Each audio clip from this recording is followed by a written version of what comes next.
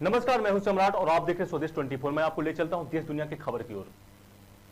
PM Modi आगामी रविवार को आकाशवाणी पर मन की बात के कार्यक्रम में देश विदेश के लोगों के साथ अपने विचार साझा करेंगे। यह मासिक रेडियो कार्यक्रम की 115वीं कड़ी होगी। श्रोता इस कार्यक्रम से संबंधित अपने सुझाव टोल फ्री नंबर 1800-11-780 पर भेज सकते हैं।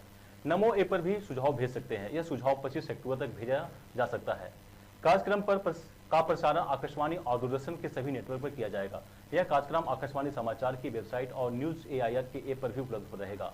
आकाशवाणी समाचार, दूरदर्शन समाचार, प्रधानमंत्री कार्यालय तथा सूचना और प्रसारण मंत्रालय के यूट्यूब चैनल पर भी इसका सीधा प्रसारण किया जाएगा।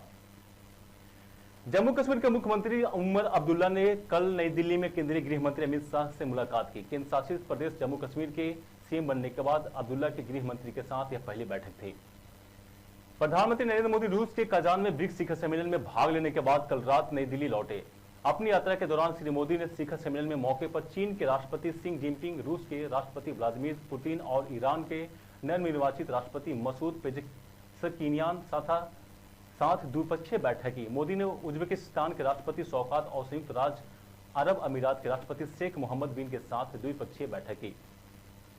भारतीय जनता पार्टी ने राजस्थान की एक और उत्तर प्रदेश की 7 विधानसभा सीटों पर होने वाले उपचुनाव के लिए उम्मीदवारों की सूची जारी कर दी है। राजस्थान की 84 सीट से केजरीवाल नमोमा चुनाव लड़ेंगे। वहीं उत्तर प्रदेश के गाजियाबाद सीट से संजीव शर्मा, मंझावा सीट से सुची स्मिता मौर्य और फूलपुर विधानसभा सीट से दीपक पटेल को मैदान में उतारा गया है।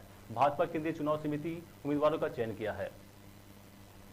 पीएम नरेंद्र मोदी ने भारत तिब्बत सीमा पुलिस आईटीबीपी के स्थापना दिवस के अवसर पर हिमवीरों और उनके परिवारों को शुभकामनाएं दी है। मोदी ने एक सोशल मीडिया पोस्ट में कहा कि आईटीबीपी के जवान सबसे चुनौतीपूर्ण इलाकों और कठिन जलवायु परिस्थितियों में लोगों की रक्षा के लिए वीरता और समर्पण के प्रतीक के रूप में तैनात है। उन्होंने प्राकृतिक आपदाओं और बचाव कार्यों के दौरान बल के जवानों के गौरवपूर्ण तथा प्रेरक प्रयासों की भी सराहना की।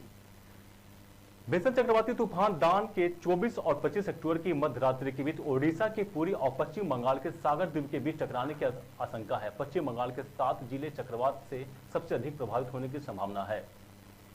दिल्ली के मुख्यमंत्री आतिशी ने यमुना नदी में बढ़ते प्रदूषण के मद्देनजर आज वजीराबाद वाटर ट्रीटमेंट प्लांट का अचानक निरीक्षण किया। इस दौरान उन्होंने वहां मौजूद अधिकारियों से बातचीत की और स्थिति के बारे में जानकारी ली। अपने दौरे के बाद मीडिया से बातचीत में मुख्यमंत्री ने यमुना नदी में प्रदूषण के भाजपा को जिम्मेदार बताया। उन्होंने कहा कि यमुना नदी और दिल्ली की वायु गुणवत्ता में एक सुनियोजित रणनीति के तहत खराब किया जा रहा है। इस बीच भाजपा प्रदेश अध्यक्ष वीरेंद्र सचदेवा ने कहा कि दिल्ली के पूर्व मुख्यमंत्री अरविंद केजरीवाल ने 2020 के विधानसभा चुनाव के दौरान वादा किया था कि वे 2025 के चुनाव से पहले यमुना की सफाई स्वच्छ सुनिश्चित करेंगे और यमुना नदी में डुबकी लगाएंगे।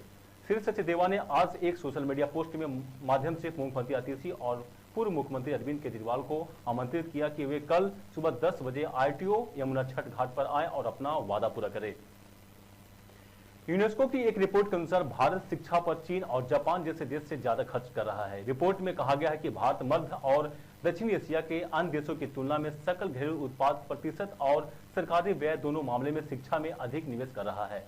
भारत ने देश में शिक्षा को बढ़ावा देने के लिए वर्ष 2015 से 2024 के बीच अपने सकल घरेलू उत्पाद के लगभग 4.1% से 4.6% राशि निर्धारित की।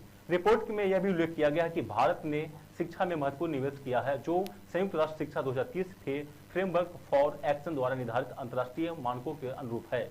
इसमें प्रत्येक देश के लिए अपने सकल घरेलू उत्पाद का 4 से 6% शिक्षा के लिए आवंटित करने की सिफारिश की गई है।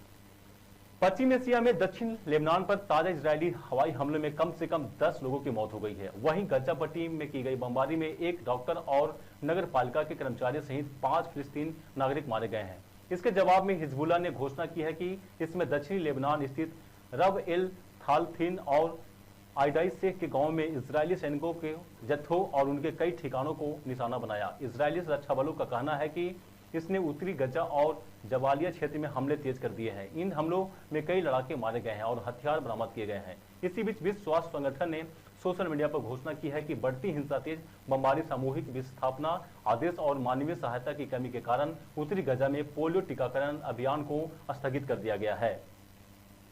वित्त मंत्री निर्मला सीतारमण ने कल रात अमेरिका के वाशिंगटन डीसी में विश्व बैंक के अंतर्राष्ट्रीय मुद्रा कोष की वार्षिक बैठक में इतर आपदा प्रतिरोध बुनियादी ढांचे पर गोलमेज सम्मेलन की अध्यक्षता की। वित्त मंत्रालय ने बताया कि बैठक में श्रीमती सीतारमण ने बुनियादी ढांचे और इसके सहयोग से संचालित महत्वपूर्ण सेवाओं के लिए जलवायु परिवर्तन के कारण विकास लाभ कम होने के खतरे पर बल दिया है।